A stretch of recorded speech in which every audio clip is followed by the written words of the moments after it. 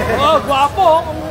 So yan mga kaibigan, magandang umagang muli. Kasalukuyan naman tayo nga nandito ngayon sa Barangay Santa Rosa na kung saan ay dito nga inyong makikita itong napakarami pa ring pamaskong handog na i-distribute pa rin sa iba't ibang barangay sa lungsod ng Pasig. At dito yung kanilang paglalagay ng mga pamaskong handog dito sa may tricycle upang may ihatid.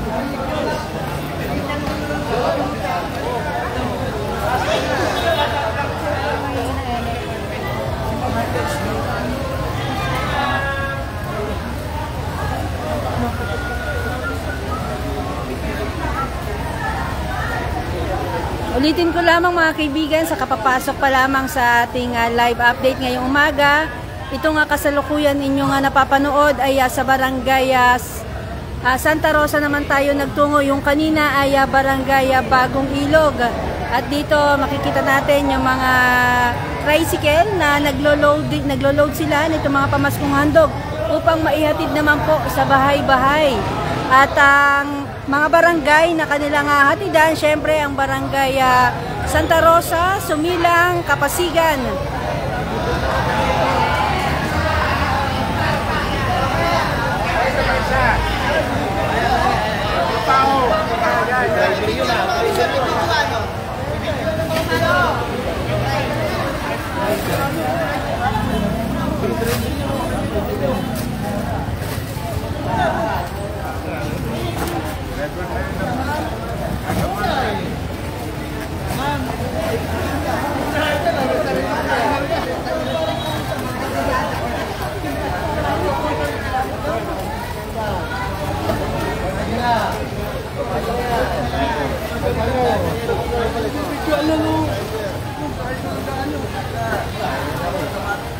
Buhay ang mga bisyon!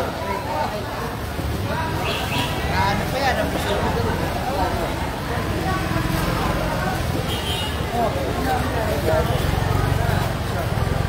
Sa mga kaibigan sa Barangay Santa Rosa, Sumilang, Kapasigan, San Nicolas, sa Bagong Ilog, at meron pa tayong isa pa na hindi nababanggit, ang San Nicolas, Santa Cruz, Santa Rosa, Sumilang, San Jose. So yan po yung ilan sa mga barangay na pupuntahan o kasalukuyan nagbibigay na po nitong pamaskong handog.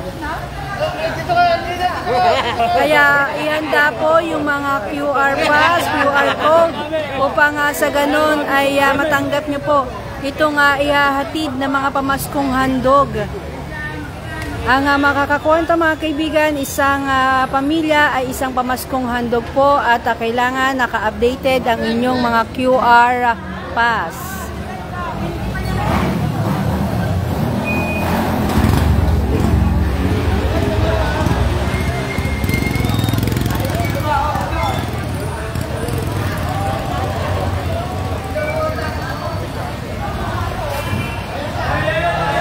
Lamang po yung ilan kaganapan dito sa lungsod ng Pasig, dito nga sa pamamahagi nito nga pamaskong handog.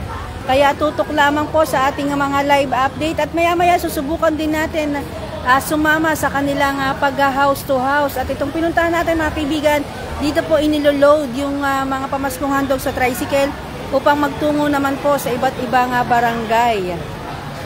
Iba't ibang street na barangay na kanilang pupuntahan. So kay Ma'am Linda, ang kanyang mensahe o comment, sana lahat mabigyan at walang pipiliin. Ma'am, nakita natin kanina yung kanilang pamamahagi ng pamaskong handog na talaga namang nabibigyan naman po ang bawat pamilya basta meron pong ipine-present na QR pass at ito po ay updated. So talagang wala naman pong tayong nakita na palakasan o pinipili basta merong QR pass at merong may pe-present at updated, talaga mabibigyan naman po ang isang pamilya nito nga pamaskong handog.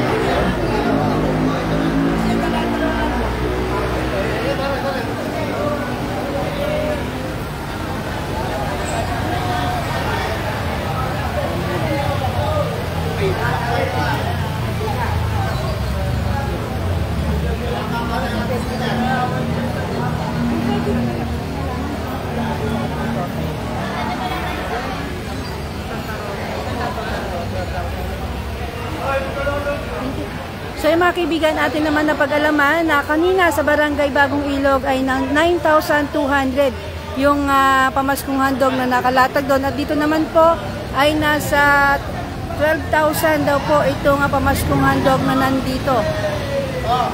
So napakadami talaga kung yung makikita, patong-patong, pero ito ay maayos naman ang kanilang pagkakalagay nito at hindi siya madudurog, walang maihipit na lalabas dun sa kanilang mga lalagyan. Talagang maayos po itong kanilang paglalagay nitong mga pamaskong handog. So Nanay Lourdes Jeronimo, good morning po. Maraming salamat po ulit, Nanay. Love you. Kain na po kayo. Tanghali na. Oh? Alis ko dyan.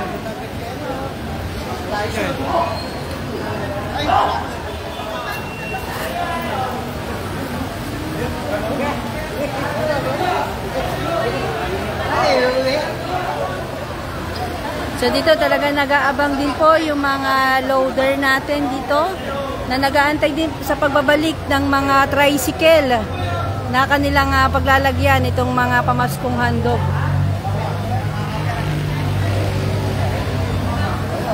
Yes po, Ma'am Melor o Sir Melor Romel, napakarami po nitong pamaskong handog dahil talaga naman ang pamunuan ng lungsod ng Pasig ay talagang gusto lahat ay bawat pamilya ay mabigyan. Kaya talaga makikita natin na napakarami nitong mga pamaskong handog. Ay, pamaskong handog na to nasa 12,000 itong nasa Barangay Santa Rosa. Yun namang nasa Barangay Bagong Ilog ay nasa 9,200.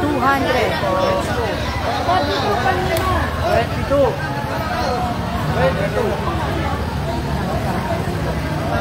At dito mga kaibigan, kayo makikita talagang tulong-tulong ang bawat isa na mailagay sa tricycle itong mga pamaskong handog. At pagdating naman po sa mga bawat street na kanilang pupuntahan, talagang tulong-tulong pa rin sila. May nag-i-scan, may nagbubuhat, may talagang maayos po yung sistema. Wala naman po tayong nakitang nagkakagulo o nagre-reklamo dito sa pamamahagi ng pamaskong handog.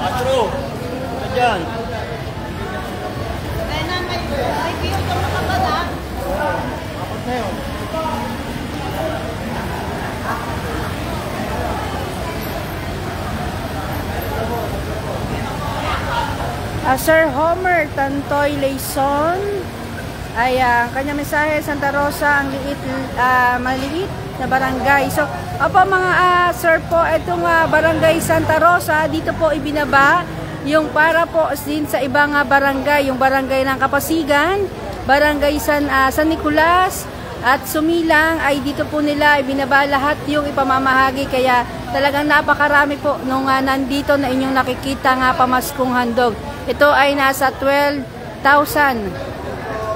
na pamaskong handog. Ito ay hindi lamang sa iisang barangay. Ito po ay hati-hati. Dito po nilo dahil ito po yung malaki ang espasyo at dito maluwag na nakakaraan yung mga tricycle upang ma-load po itong mga pamaskong handog.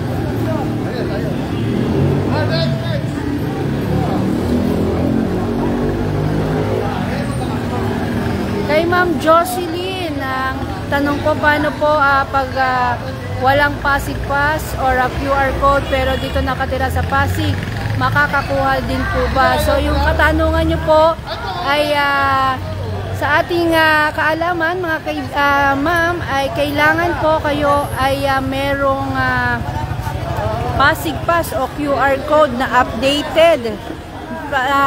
Kasama din yung national ID.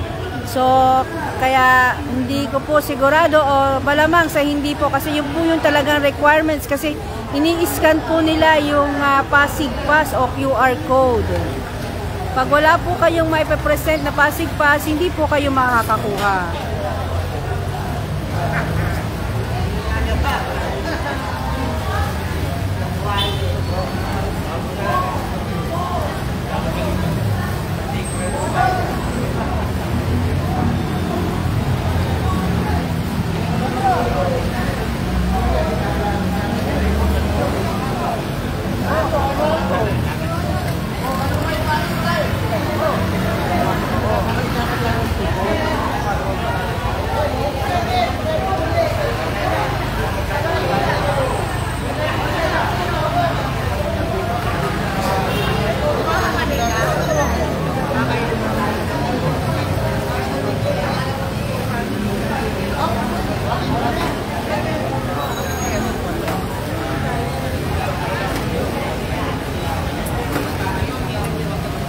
So yan mga kaibigan, mula po dito sa Barangay Santa Cruz ay hanggang dito na lamang po, Barangay Santa Rosa ay hanggang dito na lamang po muna itong ating live update. Maraming salamat po sa inyong pagtutok at panonood, at tayo mag-ikot-ikot pa rin at susubukan pa rin nating sumama dito sa pag-house to house nitong pamaskong handog. Medyo maulan at mahirap din po na maulanan. So, susubukan pa rin natin makapaghatid lamang sa inyo ng update ngayong araw. Maraming salamat po sa inyong pagtutok at panonood. Muli, ito po si Elisa Legaspi ng Pasig News Update.